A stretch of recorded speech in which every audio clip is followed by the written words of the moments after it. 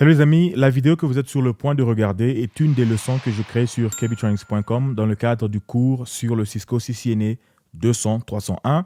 Mon cours est un cours qui vous prépare à bien comprendre toutes les notions nécessaires et apprendre et à réussir l'examen du CCNA 200-301.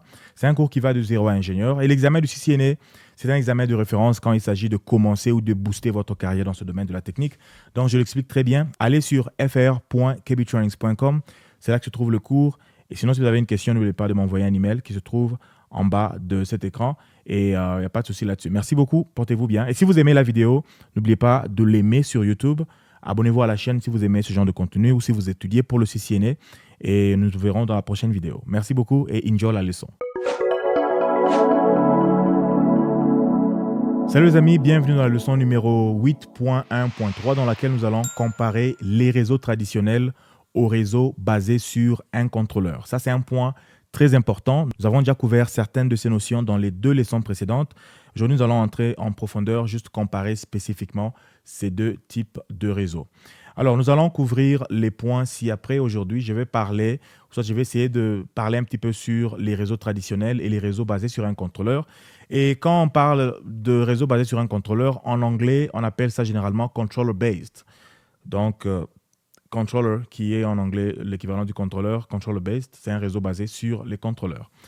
Et puis, je vais donner quelques caractéristiques des réseaux traditionnels et je vais parler de quelques caractéristiques des réseaux basés sur un contrôleur. Et puis, je vais comparer les deux en donnant les différences qui existent, ou soit la différence. Alors, pour commencer, un réseau traditionnel, c'est un réseau qui se fait à l'ancienne. C'est un réseau dans lequel même la gestion des équipements se fait équipement par équipement.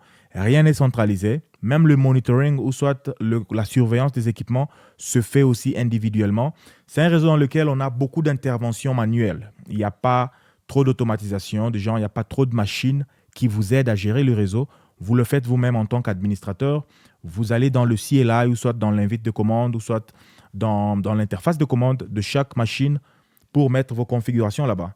Et bien sûr, le problème avec ça est qu'il y a beaucoup d'erreurs qui peuvent arriver, il y a beaucoup d'incohérences qui peuvent arriver parce que nous sommes humains. Mais quand vous automatisez un réseau, soit quand vous le rendez un réseau qui est basé sur un contrôleur, le contrôleur va être le point central d'où vont venir toutes les différentes commandes qui vont aller vers les équipements. Et dans ce cas-là, je peux avoir 10 équipements ou 100 équipements, rien n'échange parce que le contrôleur est capable d'utiliser des technologies plus récentes comme les APIs ou le REST APIs spécifiquement, ou soit un certain langage de programmation avec les scripts pour atteindre plusieurs équipements dans votre réseau et leur passer des configurations ou soit tirer des informations pour la surveillance, ainsi de suite. Donc, les deux réseaux sont complètement différents. C'est ainsi que je parle ici des réseaux traditionnels qui reposent sur une configuration et une gestion manuelle appareil par appareil. Chaque équipement est indépendant des autres. Donc, chaque équipement fonctionne individuellement avec sa propre configuration pour le routage, la commutation ou le commutateur et les politiques. Et puis, les réseaux basés sur un contrôleur centralisent la gestion en utilisant un contrôleur pour configurer et gérer les équipements. Ça, c'est très important. Alors, passons aux caractéristiques d'un réseau traditionnel. Premièrement, cette image va nous aider à mieux comprendre ce qui se passe exactement. Nous avons ici un centre de contrôle ou soit un admin workstation.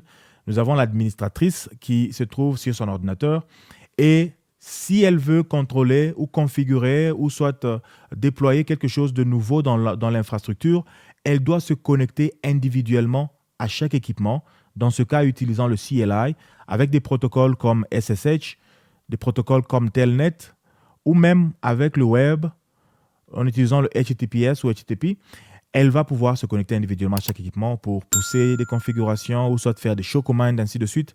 Et dans le cas de surveillance, nous avons un NMS ou soit Network Management Station qui utilise SNMP pour se connecter individuellement. Donc, il y a cet aspect-là individuel au niveau de chaque équipement.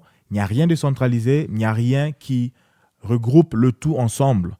Donc, vous devez savoir l'adresse IP de chaque équipement manuellement et vous devez vous connecter avec SecureCRT ou soit Party ou quoi que ce soit et faire vos configurations de cette façon-là. Et là, ça peut être un problème dans un grand environnement. Dans un petit environnement, ça va encore. Si vous avez peu de routeurs, peu de switch, peu de firewall, c'est bien. Mais quand ça devient grand, il y a un problème qui va se poser. Et le problème peut être sur les erreurs, par exemple. Comme c'est un humain qui est au contrôle, il peut y avoir plusieurs erreurs, il peut y avoir plusieurs incohérences. C'est ainsi que un réseau basé sur le contrôleur est une meilleure option. Alors, en termes de caractéristiques, un réseau traditionnel a un contrôle. En fait, le contrôle est décentralisé. Ça veut dire que chaque appareil possède son propre plan de contrôle et de données. Nous allons parler de plan de contrôle et plan de données dans notre prochaine leçon, quand on va introduire le chapitre numéro 2 sur le SDN, ou soit le Software Defined Networking. C'est essentiellement deux fonctions qu'un équipement peut jouer. Le contrôle, c'est plus vers l'intelligence, ou soit les commandes que l'équipement doit faire. Et le plan de données, c'est le traitement de paquets même, ou le traitement des données qui traversent notre réseau. Nous allons en parler dans la prochaine leçon. Et donc, dans un réseau traditionnel, les deux, le plan de contrôle et le plan de données, se trouvent tous sur l'équipement. Donc, les équipements sont complètement indépendants. Il y a beaucoup de configurations manuelles, donc vous devez vous connecter aux équipements avec du CLI et ainsi de suite, ce qui va augmenter le temps. Donc, ça va prendre beaucoup de temps et ça va augmenter le risque d'erreur aussi. Comme c'est un humain qui le fait, ce n'est pas une machine. Une machine peut être très sûre de ce qu'elle fait tant qu'elle est bien programmée. Une machine aussi peut être mal programmée, ce qui est encore plus grave. Mais quand il s'agit d'erreurs humaines, c'est un truc qui peut être très constant, surtout que l'humain peut se fatiguer ainsi de suite ou peut faire des erreurs inconsciemment. Il y a un problème de scalabilité qui est limité. Donc, même le nombre d'équipements que vous pouvez manipuler est vraiment limité avec un réseau traditionnel. Si vous avez une petite équipe de 5 personnes, par exemple, vous pouvez manipuler un certain nombre d'équipements, peut-être, je ne sais pas, 30 ou 50, mais quand ça devient 300 ou 500 équipements, c'est compliqué. Il y a des clients, par exemple, il y a des gens, des business que je connais qui peuvent avoir 500 restaurants, peut-être à travers les États-Unis. Et si vous voulez gérer les 500 restaurants, je ne sais pas quel type d'équipe vous devrez avoir pour avoir la visibilité de tous vos sites là. Mais avec l'automatisation ou soit les control-based que nous allons voir, c'est beaucoup plus facile. Et puis, un réseau traditionnel a une nature statique. Ça veut dire que rien n'est dynamique. Les ajustements se font manuellement et ça prend beaucoup de temps. Donc, ça rend les réseaux moins adaptables. Donc, si vous devez faire une petite modification à votre déploiement au SPF, par exemple, c'est beaucoup de problèmes parce que vous devez aller dans chaque équipement et faire ces petits changements-là. Et ça peut même causer un outage. Ça peut vous rendre down pendant un certain bout de temps. Alors, bien qu'efficace pour des petits réseaux ou des petits environnements, comme je l'ai dit, des environnements qui sont moins dynamiques, les réseaux traditionnels ont du mal à répondre aux exigences modernes en matière d'agilité et de mise à l'échelle rapide. Les réseaux aujourd'hui sont grands, sont larges. Ça demande une certaine intelligence pour bien les gérer. C'est ainsi que la deuxième option est la meilleure. L'option là, ce sont les réseaux basés sur un contrôleur. Ça, c'est un exemple de réseau basé sur un contrôleur. Comme vous le voyez, nous avons ici le cloud, ou soit des applications web. Et c'est là que vont se trouver ou va se trouver notre contrôleur. Le contrôleur, c'est aussi un équipement. Des fois, il peut être un équipement physique. Des fois, ça peut être une machine virtuelle ou soit un service qu'on vous fournit. Et le service, là, c'est celui qui va gérer vos équipements. Donc, tout est centralisé. Dans notre cas ici, nous avons ces différents équipements qui sont connectés au contrôleur. Et un contrôleur, j'en ai donné quelques exemples ici à côté. Là, nous avons par exemple Cisco Epic, qui est un exemple d'un contrôleur, ou soit nous avons le Catalyst Center, ou même ces différents outils d'automatisation comme Ansible, Puppet, Chef et puis SaltStack, sont des outils qui vous permettent de gérer plusieurs équipements à la fois, de configurer plusieurs équipements à la fois. Avec Epic ou soit le Catalyst Center, vous pouvez gérer ou soit envoyer des contrôles ou de l'intelligence aux équipements à travers ce contrôleur ou soit cette application, ce qui fait que c'est trop facile de gérer votre réseau à partir du contrôleur.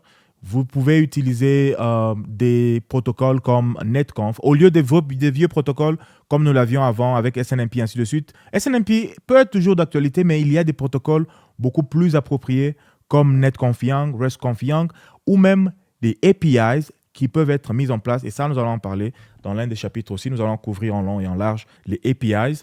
Alors, grâce à cela, le contrôleur va avoir le plan de contrôle, soit il va contrôler les différents équipements et tout est centralisé. Vous pouvez avoir 200, 300, 500 sites sans aucun problème. Vous allez bien les gérer. Ou soit vous êtes dans un data center qui est très grand, qui a 500 switches par exemple. Vous allez gérer tous ces switches-là facilement grâce à un contrôleur. Et c'est de là que toutes les commandes vont venir et toute l'intelligence va être déployée. Donc, c'est facile de gérer, facile de modifier et facile de contrôler aussi. Même le déploiement des nouveaux sites, nous avons parlé de ZTP ou le Zero Touch Provisioning.